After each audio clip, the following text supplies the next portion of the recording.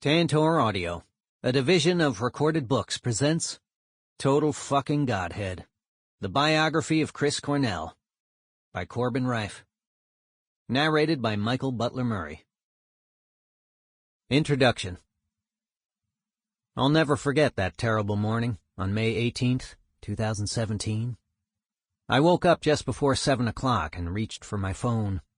The number of push notifications that greeted my tired eyes tipped me off that something unusual had happened. I quickly typed in the passcode and was rendered speechless by the terrible news. Chris Cornell was dead. For several minutes I sat there shocked and numb, then eerily cold. I was the senior music writer for Uprocks at the time, and my editor quickly tapped me to gather tributes from other artists, expressing their own mix of overwhelming grief and disbelief. I did my job in a fog before logging off in the late afternoon. After that I went for a walk around my neighborhood, with Like a Stone blasting in my headphones. I suddenly started tearing up as a version of Chris from 16 years earlier lamented his own cobweb afternoon. Growing up, I was a massive fan of pretty much all Seattle rock music from the 90s. And Soundgarden specifically. The Black Hole Sun video left an especially terrifying but exhilarating impression on my developing mind. Later on, I moved to the Pacific Northwest and became even more enamored with that city's music history, as I caught shows at places like the Paramount, the Moore, and the Showbox.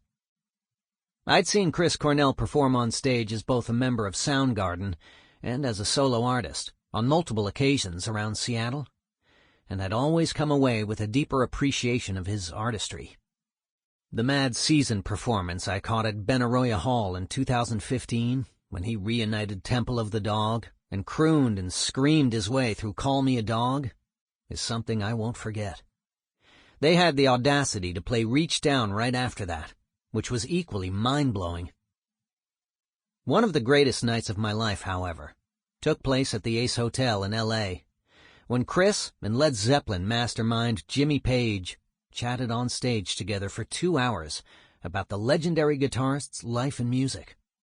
Just two of my musical heroes chopping it up like the 2,000 strong in the audience weren't even there, hanging on to their every word. If only they had formed a band. Chris's passing affected me in a profound way that other celebrity deaths never had before. It felt like part of my own past had just been ripped away. In the weeks that followed, I wrote about other topics, but I couldn't shake Chris Cornell. I remember feeling pissed off that there was a myriad of books about grunge, Kurt Cobain, Nirvana, Pearl Jam, and Alice in Chains, but none about Chris, and only one about Soundgarden, a woefully out-of-date biography. It seemed like a miscarriage of musical justice. But at that point, I didn't expect it would be me who would set out to right that particular wrong. I had just recently finished writing my first book, Lighters in the Sky, and was talking to my editor about Chris when he asked, "How do you feel about writing a book about him?" The question took me by surprise. I told him all the reasons why I shouldn't, and we left it at that. A few weeks later, I flew out to Los Angeles and visited Chris's final resting place at Hollywood Forever Cemetery to finally pay my respects. As I stood there gazing at the black granite fixed in the perfectly manicured grass, I felt an overwhelming wave of emotion. It suddenly felt real. Chris Cornell was truly gone. I drove out to Joshua Tree the next day, listening to Super Unknown and Audioslave the whole way, and got pissed off all over again, thinking that a songwriter of his magnitude and a singer with his supernatural abilities had seemingly been taken for granted by so many over the last several decades. I called my editor shortly after flying home and told him that I thought I wanted to do it. I wanted to write a biography of Chris Cornell. Looking back now, I was blissfully naive to the amount of time, effort, frustration, and catharsis I was signing up for. Over the next 3 years, I did hardly anything besides think about Chris Cornell, listen to Chris Cornell, read about Chris Cornell, and speak to people who knew and loved Chris Cornell. I flew to New York, I flew to Los Angeles. I flew to Seattle multiple times from my home in Chicago, and eventually moved back to the area altogether. I pored over hundreds of different interviews that Chris had given over the course of 30 years, from every phase of his life. I read thousands more from his friends, bandmates, and loved ones, to try to understand both the man himself and the challenges he faced during his time on this planet. I watched hundreds of hours of grainy concert footage, and listened to practically every note of music he ever recorded, several times over. The Seattle Public Library became a home away from home as I dug through the archives to find any scrap of paper that contained the words Chris, Cornell, or Soundgarden. The music of popular culture on Fifth Avenue, the Frank Gehry-designed building with the bronze statue of Chris out front, and their oral history collection was also a tremendous resource. I also spoke with as many people who had known Chris as I could. I accumulated dozens of on-the-record interviews with collaborators and friends, and had many off-the-record talks with those who knew him best. But as legal issues surrounding Chris and his estate arose, I could feel people's eagerness to speak about him at length tighten up. Interviews that had been months in planning were rescheduled, then canceled altogether. People who had been eager to share their memories and provide additional sources stopped returning my texts, phone calls, and emails. It was frustrating and disappointing. But as a one-time paralegal in the U.S. Army, I understood that nothing quiets people faster than the threat of impending litigation. There was little reason to believe that the issues at the heart of these conflicts would sort themselves out any time soon, but I remained hopeful. I don't begrudge anyone for their silence, and to those who shared their stories with me, I offer my eternal gratitude. I suppose I could have thrown my hands up at that point and decided the entire project was more of a headache than it was worth, and that without the direct support of the members of Soundgarden or Audioslave or Temple of the Dog or Chris's estate, there might not even be enough there to tell Chris's story properly. But as I revisited Chris's interviews, I created an enormous outline of his life, using his own words and memories alone. As I pieced a quote from a Howard Stern interview here with an excerpt from an old Rocket interview from the late 80s there, the story started to take shape. Chris would never get to write an autobiography, but with enough effort, I thought I could weave together the story as he lived it. I had to keep going. Total Fucking Godhead is neither the official, authorized biography of Chris Cornell, nor the Soundgarden story. What mattered most to Chris Cornell, outside of family, was the music. I can pretty much say the same about myself, and that's where my focus largely remained.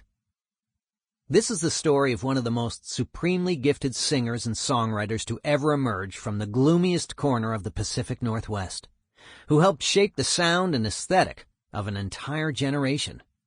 This is the story about how, where, and why he created so many of those songs and albums that defined his era. This is the story of a man who battled addiction and depression for years and came out on the other side clean, only for it all to end so tragically. There's a lot of things about Chris that people don't know. Soundgarden's guitarist Kim Thile once told me. He didn't bring a lot of baggage, meaning he didn't carry a lot of things or materials or relationships within his life. He was a little bit independent of that. He traveled lightly.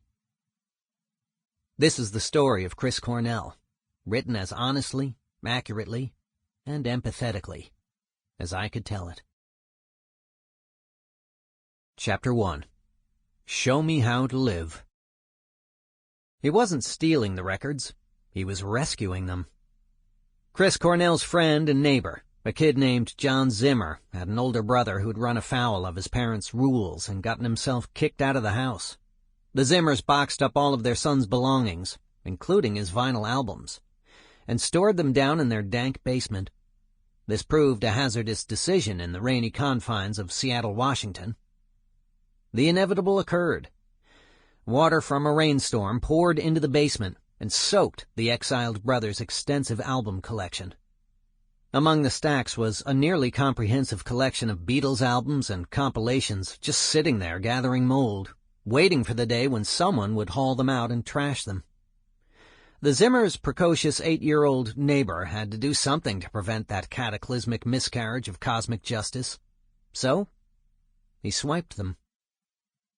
Chris took the pile of vinyl home, threw out the damp cardboard sleeves, cleaned off the discs, and put paper towels between each of them so they would dry. Then he listened. Hours passed, then days, then weeks.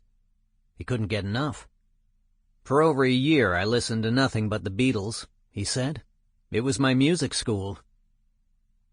Sitting alone in a room with his little portable record player, the Beatles were a sonic revelation to Chris.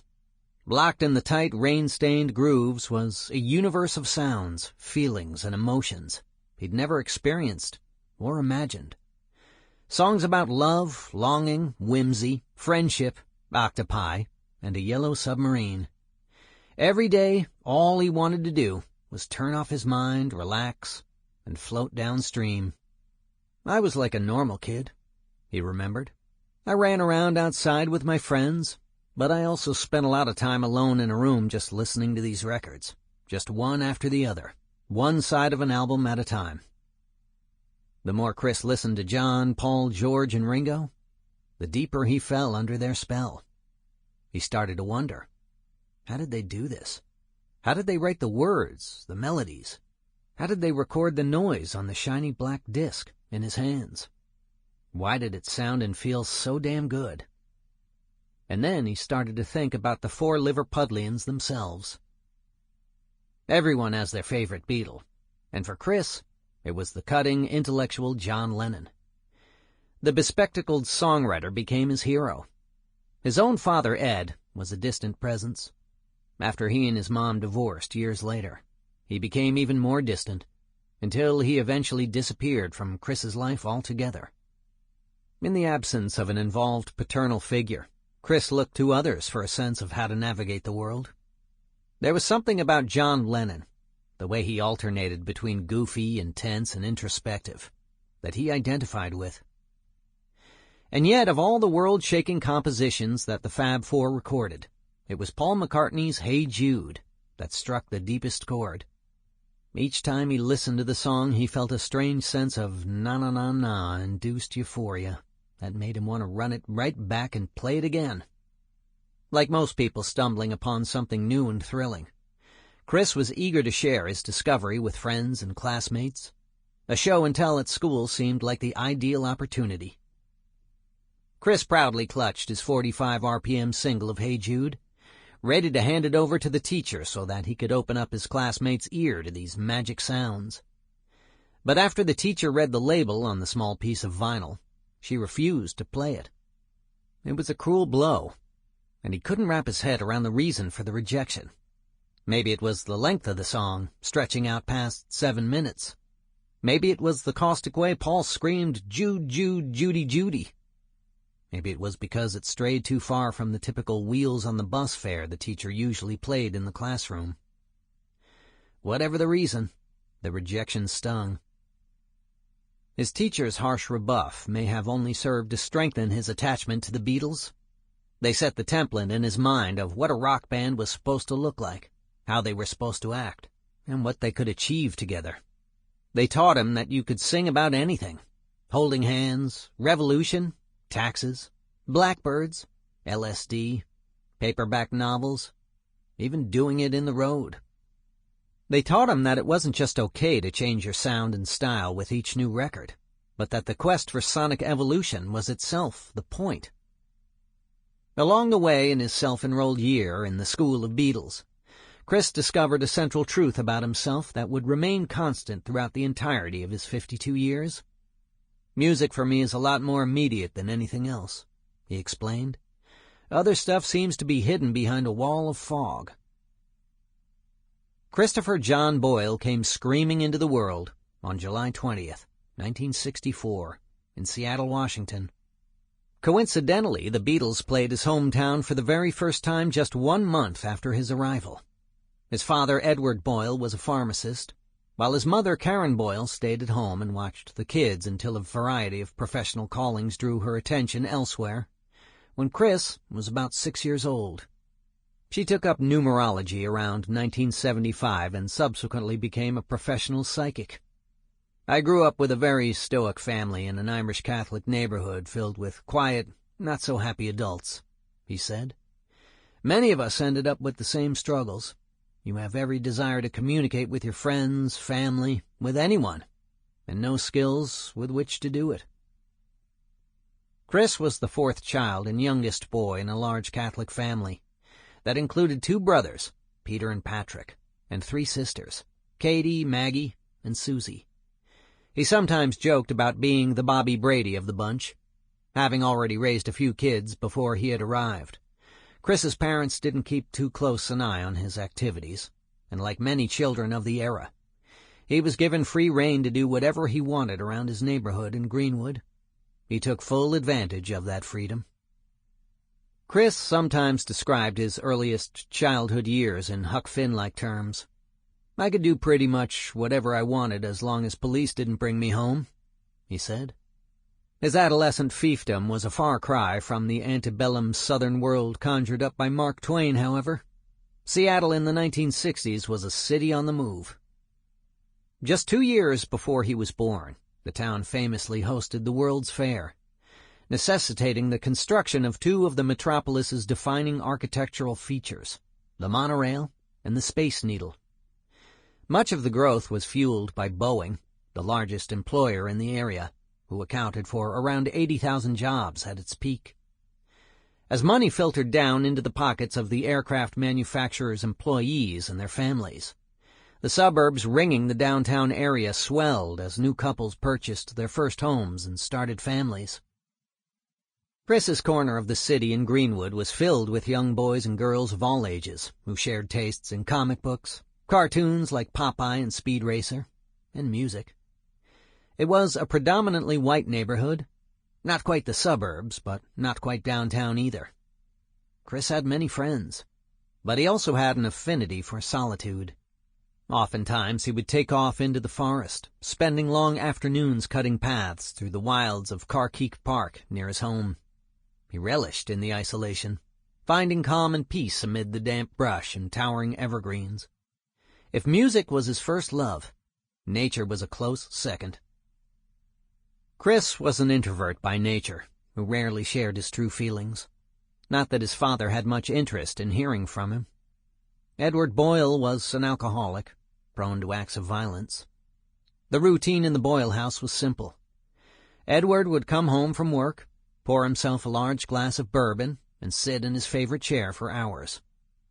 He wouldn't speak to anyone, and if he did speak, that meant your ass, Chris recalled. If you heard a word come from him, you were in midair running because you did something to piss him off. My father was a tyrannical alcoholic and physically abusive man. He beat the shit out of me and my brothers, Chris's brother Peter wrote. He wasn't kind. He didn't show love. He didn't compliment or praise or give the occasional attaboy. Impact, punishment, and ridicule guided us along the path and molded us into the troubled beings that we would carry into this world and the future. The hard feelings between Chris and his father calcified so deeply that when his parents finally separated, he abandoned his birth name, Boyle, and assumed his mother's maiden name, Cornell, instead. His siblings did as well. Chris's childhood wasn't a nonstop parade of disillusionment, isolation, and hard feelings. There were happy times, too. He always treasured the memories of a pair of trips down south to Disneyland in Los Angeles when he was 9, and then again when he was 11. The land of sunshine and swimming pools was about as far from the gloom of Seattle as his young mind could comprehend, and he relished the rides and upbeat vibes. I remember having more fun when I was 9 because I hadn't started becoming depressed yet, he said. At 11, you wake up one day and start feeling bad about everything. Chris began his education when his parents enrolled him into Christ the King, a kindergarten through 8th grade Catholic school, located directly across the street from his house. Chris could throw a rock from his front porch and hit the side of the building. From the outset, Chris hated school. Having to wake up early was bad enough, but more than anything, it was the conformity. the constant judgment and severe structure of the Catholic education environment that rubbed him the wrong way. They judge you by the same criteria, make you do the same stuff, he complained. You had to wear the same clothes, everything was the same. While he wasn't enamored with subjects like math, English, and history, music continued to fascinate him. Karen Boyle eventually noticed her son's affinity for sound, and when he was about 8 years old, she purchased a brushed black-painted piano and placed it in their basement. Chris was fascinated by the instrument. He didn't know any of the rules and couldn't tell a C major from an E minor, but he instantly began plunking out melodies along the white and black keys. His first attempts at songwriting were made on this humble instrument, 2- and 3-note chords strung together, esoteric, atonal, and shaded with darkness. Chris's earliest forays into songwriting caught the attention of one of his teachers. She took him to an educators' conference at the University of Washington to show off one of his creations as an example of a child being capable of composing without the benefit of a formal music education. To that point, he'd been a largely unremarkable kid with middling grades, despite his elevated intelligence. Now, people started paying attention. "I think that's when the switch was thrown," he told Rolling Stone. "The first time I had a music teacher play a scale on piano and ask me to sing it, 'cause she wanted to see if I had an ear or not. I remember singing the scale and she almost jumped off the stool and looked at me. I remember it because that's the first time that had happened. No one had ever looked at me like that." Christ the King was the first place that Chris experienced the thrill of singing in front of an audience. In the 6th grade, he signed up to participate in the school's talent show, singing a song called "One Tin Soldier." A classmate accompanied him on piano.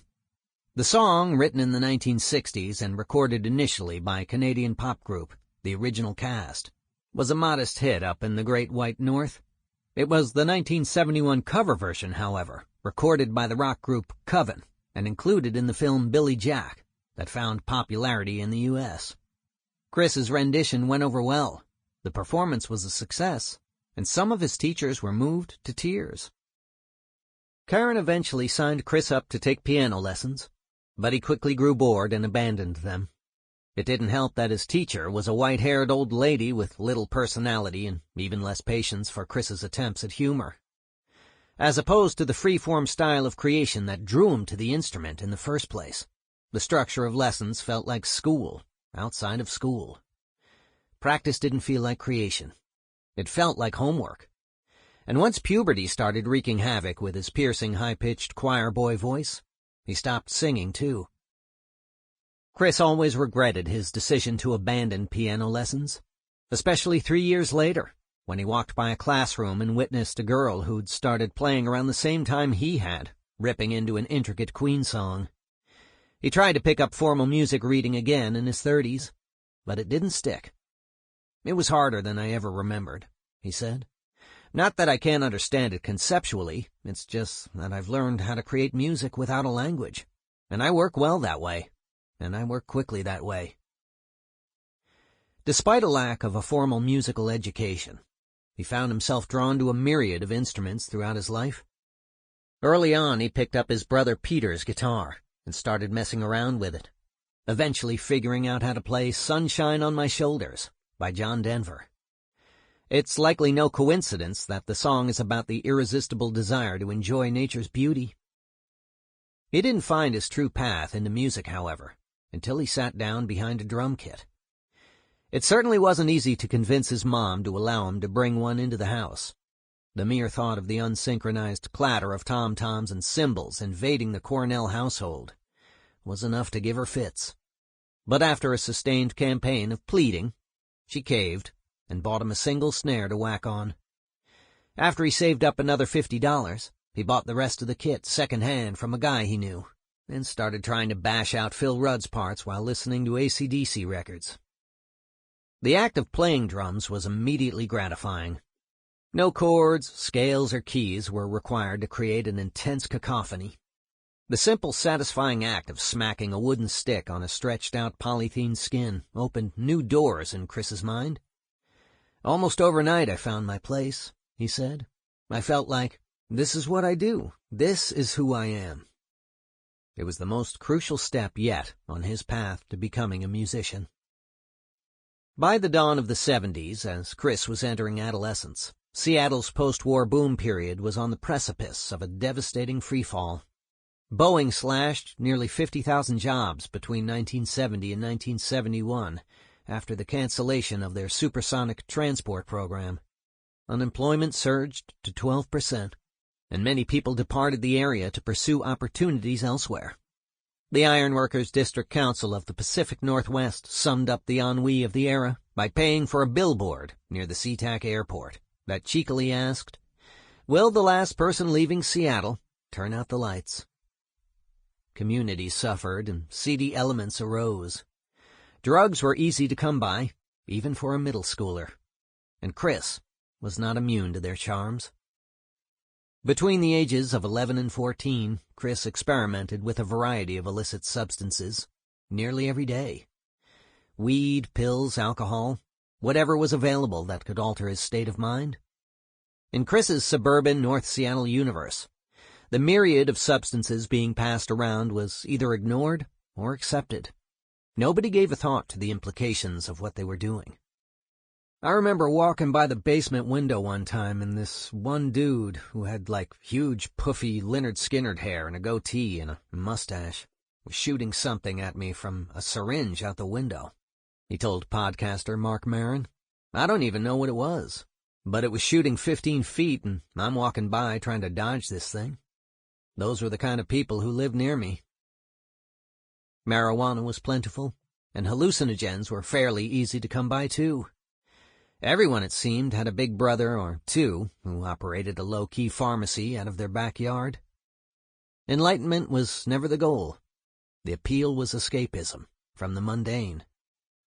Despite his early extra-legal explorations, Chris largely managed to stay out of trouble. I've always had this amazing ability to run right before the time that all my friends got arrested, he said.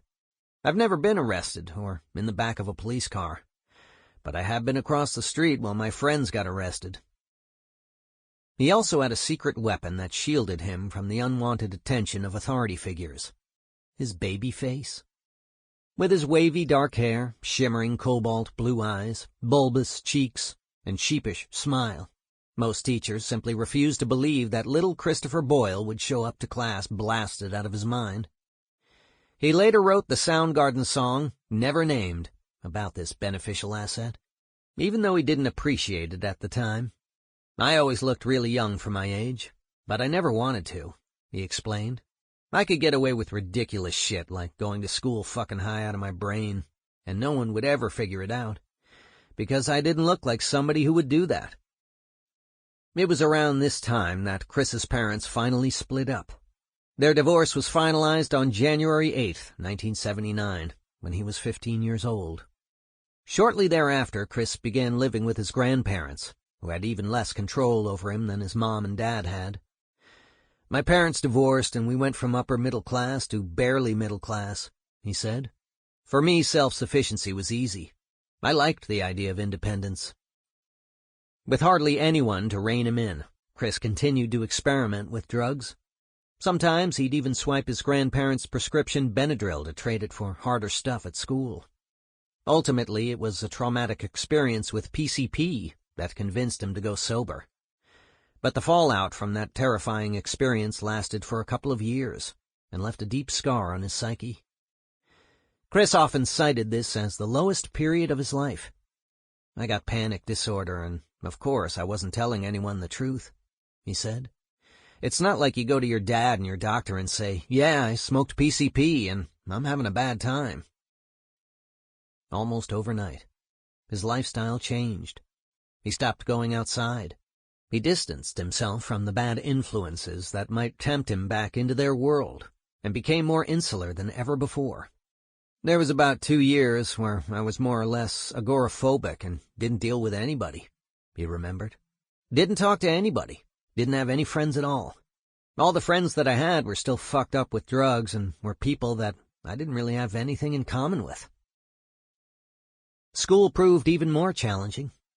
He dropped out midway through 8th grade, Whatever it was. Sample complete. Ready to continue?